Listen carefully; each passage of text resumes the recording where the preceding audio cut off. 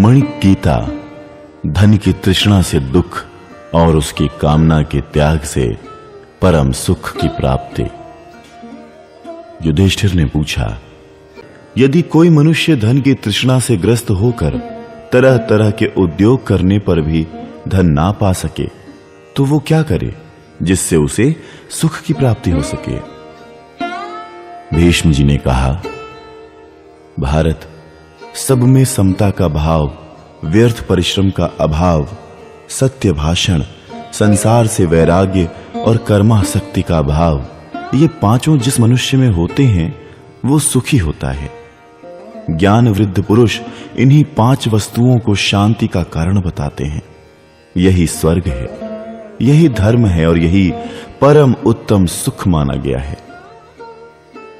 युधिष्ठिर इस विषय में जानकार पुरुष एक प्राचीन इतिहास का उदाहरण दिया करते हैं।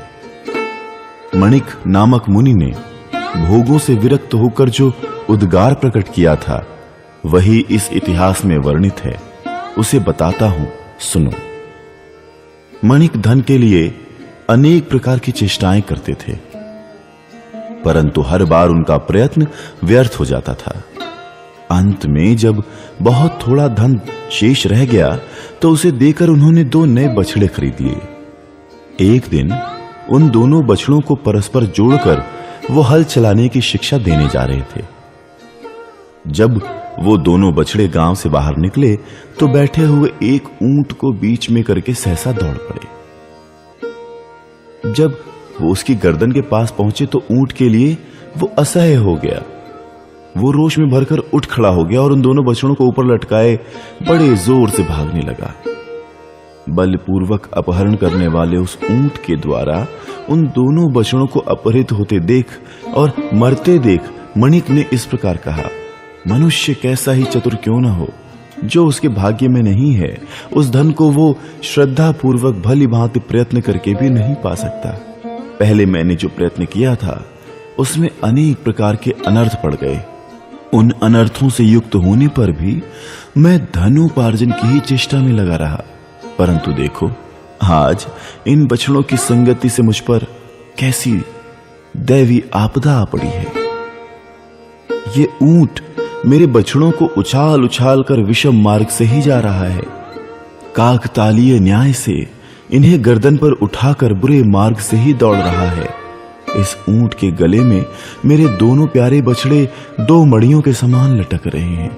ये केवल दैव की ही लीला है। हठ पूर्वक किए हुए पुरुषार्थ से क्या होता है? यदि कभी कोई पुरुषार्थ सफल होता दिखाई देता है तो वहां भी खोज करने पर दैव का ही सहयोग सिद्ध होता है। अतः सुख की इच्छा रखने वाले पुरुष को धन आदि की ओर से वैराग्य का ही आश्रय लेना चाहिए। धनोपार्जन की चेष्टा से निराश होकर जो विरक्त हो जाता है वो सुख की नींद सोता है। अहो, शुकदेव मुनि ने जनक के राजमहल से विशाल वन की ओर जाते समय सब ओर से बंधन मुक्त हो क्या खूब कहा था। जो मनुष्य अपनी समस्त कामनाओं को पा लेता है तथा जो इन सब का केवल त्याग कर देता है, इन दोनों के कार्यों में समस्त कामनाओं को प्राप्त करने की अपेक्षा उनका त्याग ही श्रेष्ठ है। कोई भी पहले कभी धन आदि के लिए होने वाली संपूर्ण प्रवृत्तियों का अंत नहीं पा सका है। शरीर और जीवन के प्रति मूर्ख मनुष्य की ही तृष्णा बढ़ती है। ओ कामनाओं के दास मन, तू सब प्रकार की चेष्टाओं से निवृत्त हो जा और वैराग्य पूर्वक शांति धारण कर। तू धन की चेष्टा करके बारंबार ठगा गया है तो भी उसकी ओर से वैराग्य नहीं होता है। हो धन की कामना वाले मन, यदि तुझे मेरा विनाश नहीं करना है, यदि तू इसी प्रकार मेरे साथ आनंद पूर्वक रहना चाहता है तो मुझे व्यर्थ लोभ में ना फंसा। तूने बार बार द्रव्य का संचय किया और वो बारंबार नष्ट होता चला गया।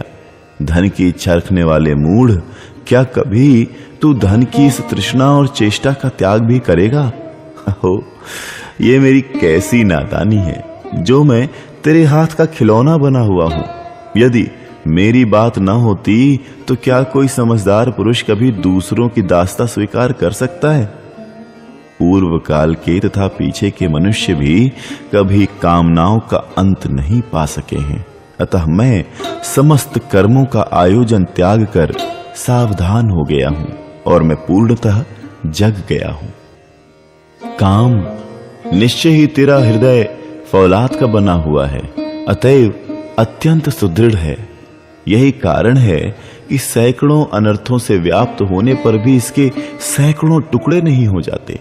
काम, मैं तुझे अच्छी तरह जानता हूं और जो कुछ तुझे प्रिय लगता है उससे भी परिचित हूं। चिरकाल से तेरा प्रिय करने की चेष्टा करता चला आ रहा हूं, परंतु कभी मेरे मन में सुख का अनुभव नहीं हुआ। काम, मैं तेरी जड़ को जानता हूं। निश्चय ही तू संकल्प से उत्पन्न होता है। अब मैं तेरा संकल्प ही नहीं करूंगा, जिससे तू समूल नष्ट हो जाएगा। धन की इच्छा अथवा चेष्टा सुखदायिनी नहीं है। यदि धन मिल भी जाए तो उसकी रक्षा आदि के लिए बड़ी भारी चिंता बढ़ जाती है, और यदि एक बार मिलकर वो नष्ट हो जाए तब तो मृत्यु के समान ही भयंकर कष्ट होता है।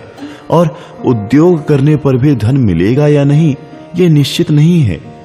शरीर को न्योछावर कर देने पर भी मनुष्य जब धन नहीं पाता है तो उसके लिए इससे बढ़कर महान दुख और क्या हो सकता है। यदि धन की उपलब्धि हो भी जाए तो उतने से ही वो संतुष्ट नहीं होता है, अपितु अधिक धन की तलाश करने में लग जाता है। काम, स्वादिष्ट गंगा जल के समान ये धन तृष्णा की ही वृद्धि करने वाला है। मैं अच्छी तरह जान गया हूं कि ये तृष्णा की वृद्धि मेरे विनाश का कारण है। अतः तो मेरा पिंड छोड़ दे। मेरे इस शरीर का आश्रय लेकर जो 5 भूतों का समुदाय स्थित है वो इसमें से अपनी इच्छा के अनुसार सुखपूर्वक चला जाए या इसमें रहे, इसकी मुझे परवाह नहीं है। पंचभूत गण अहंकार आदि के साथ तुम सब लोग काम और लोभ के पीछे लगे रहने वाले हो, अतः तुम पर यहां मेरा रत्ती भर भी स्नेह नहीं है। इसलिए मैं समस्त कामनाओं को छोड़कर केवल अब सत्व गुण का आश्रय ले रहा हूं। मैं अपने शरीर में मन के अंदर संपूर्ण भूतों को देखता हुआ बुद्धि को योग में, एकाग्रचित्त को श्रवण मनन आदि साधनों में और मन को परब्रह्म परमात्मा में लगाकर रोग शोक से रहित एवं सुखी हो संपूर्ण लोकों में अनासक्त भाव से विचरूंगा, जिससे तू फिर मुझे इस प्रकार के दुखों में न डाल सकेगा। काम, तृष्णा, शोक और परिश्रम, इनका उत्पत्ति स्थान सदा तू ही है। जब तक तू मुझे प्रेरित करके इधर उधर भटकाता रहेगा तब तक मेरे लिए दूसरी कोई गति ही नहीं है। मैं तो समझता हूं कि धन का नाश होने पर जो अत्यंत दुख होता है वही सबसे बढ़कर है, क्योंकि जो धन से वंचित हो जाता है उससे अपने भाई, बंधु और मित्र भी अपमानित करने लगते हैं। दरिद्र को सहस्त्र सहस्त्र तिरस्कार सहने पड़ते हैं। अतः निर्धन अवस्था में बहुत से कष्टदायक दोष हैं, और धन में जो सुख का लेश प्रतीत होता है वो भी दुखों से ही संपादित होता है। जिस पुरुष के पास धन होने का संदेह होता है उसे उसका धन लूटने के लिए लुटेरे मार डालते हैं, अथवा उसे तरह तरह की पीड़ाएं देकर सताते और सदा उद्वेग में डाले रखते हैं। धन लोलुपता दुख का कारण है। ये बात बहुत देर के बाद मेरी समझ में आई है। काम तो जिस जिसका आश्रय लेता है उसी उसी के पीछे पड़ जाता है। तू तत्व ज्ञान से रहित और बालक के समान मूढ़ है। तुझे तो संतोष देना कठिन भी है। आग के समान तेरा पेट भरना असंभव है। तू ये भी नहीं जानता कि कौन सी वस्तु सुलभ है और कौन सी दुर्लभ। काम, पाताल के समान तुझे भरना अत्यंत कठिन है। तू मुझे दुखों में फंसाना चाहता है, किंतु अब तू फिर मेरे भीतर प्रवेश नहीं कर सकता। अकस्मात धन का नाश हो जाने से वैराग्य को प्राप्त होकर मुझे परम सुख मिल गया है। अब मैं भोगों का चिंतन नहीं करूंगा। पहले मैं बड़े बड़े क्लेश सहता था, परंतु ऐसा बुद्धिहीन हो गया था कि धन की कामना में कष्ट है इस बात को समझ ही नहीं पाता था। परंतु अब धन का नाश होने से, उससे वंचित होकर मैं संपूर्ण अंगों में क्लेश और चिंताओं से मुक्त होकर सुख से सोता हूं। काम, मैं अपनी संपूर्ण मनोवृत्तियों को दूर हटाकर तेरा परित्याग कर रहा हूं। अब तू फिर मेरे साथ ना तो रह सकेगा और ना ही मौज कर सकेगा। अब जो लोग मुझ पर आक्षेप या मेरा तिरस्कार करेंगे, उनके उस बर्ताव को मैं चुपचाप सह लूंगा। जो लोग मुझे मारेंगे, पीटेंगे या कष्ट देंगे, उनके साथ भी मैं बदले में वैसा बर्ताव नहीं करूंगा। द्वेष के योग्य पुरुष का भी यदि साथ हो जाए और वो मुझे अप्रिय वचन कहने लगे, तो मैं उस पर ध्यान न देकर उससे अप्रिय वचन नहीं बोलूंगा। मैं सदा संतुष्ट एवं स्वस्थ इंद्रियों से संपन्न रहकर भाग्यवश जो कुछ मिल जाए उसी से जीवन निर्वाह करता रहूंगा। परंतु तुझे कभी सफल नहीं होने दूंगा, क्योंकि तू मेरा शत्रु है। तू ये अच्छी तरह समझ ले कि मुझे वैराग्य, सुख, तृप्ति, शांति, सत्य, दम, क्षमा और समस्त प्राणियों के प्रति दया भाव, ये सभी सद्गुण प्राप्त हो गए हैं। अतः काम, लोभ, तृष्णा और कृपणता को चाहिए कि वो मोक्ष की ओर प्रस्थान करने वाले मुझ साधक को छोड़कर चले जाएं। अब मैं सत्व गुण में स्थित हो गया हूं। इस समय काम और लोभ का त्याग करके मैं प्रत्यक्ष ही सुखी हो गया हूं। अतः अजितेंद्रिय पुरुष की भांति अब लोभ में फंसकर दुख नहीं उठाऊंगा। मनुष्य जिस जिस कामना को छोड़ देता है, उसकी ओर से सुखी हो जाता है। कामना के वशीभूत होकर तो वो सर्वदा दुख ही पाता है। मनुष्य काम से संबंध रखने वाला जो कुछ भी रजोगुण है, उसे दूर कर दे। दुख, निर्लज्जता और असंतोष, ये काम और क्रोध से ही उत्पन्न होने वाले हैं। जैसे ग्रीष्म ऋतु में लोग शीतल जल से नहाते हैं, उसी प्रकार अब मैं पर ब्रह्म में प्रतिष्ठित हो गया हूं। अतः शांत हूं, सब ओर से निर्वाण को प्राप्त हो गया हूं। अब मुझे केवल सुख ही सुख मिल रहा है।